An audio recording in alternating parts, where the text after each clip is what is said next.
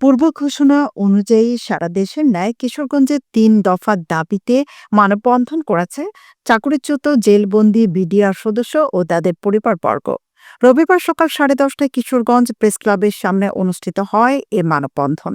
মানববন্ধনে বক্তারা ৩ দফা দাবি উল্লেখ করে বলেন, পিলখানায় নির্মমভাবে হত্যাকাণ্ডের শিকার ৫৭ জন সেনা অফিসার সহ ৭৪ জন হত্যাকাণ্ডের পেছনে দায়ী ব্যক্তিবর্গ এবং নেপথ্যের নায়কদের চিহ্নিত করে অতি দ্রুত দৃষ্টান্তমূলক শাস্তি নিশ্চিত করা এবং যে সকল বিডিআর সদস্যদের সাজার মেয়াদ শেষ ও খালাসপ্রাপ্ত তাদের মুক্তির দাবি ও অন্যায়ভাবে চাকুরিচ্যুত সবাইকে সরকারি সকল সুবিধাসহ চাকুরিতে পুনর্বহাল করার দাবি জানান।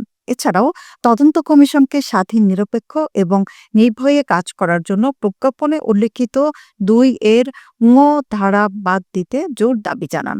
স্বাধীনতা পরবর্তী সময়ে বিডিআরদের অবদান উল্লেখ করে বক্তারা বলেন, সীমান্তে নাফ যুদ্ধ, পাদুয়ার যুদ্ধ ও বড়াইবাড়ি যুদ্ধ সহ অসংখ্য সীমান্ত যুদ্ধে বীর বিক্রমে যুদ্ধ করে আমরা জয় লাভ করি।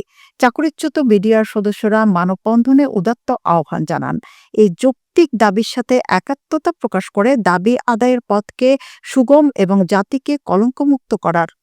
মানববন্ধনে উপস্থিত ছিলেন হাবিলদার মোহাম্মদ সিরাজ, আব্দুল লতিফ, নায়েক মোহাম্মদ হাবিবুর রহমান, ল্যান্স নায়ক, বিপ্লব পণ্ডিত, সিপাহী মোহাম্মদ নাজমুল সহ চাকরিচ্যুত সকল বিডিআর সদস্যবৃন্দ।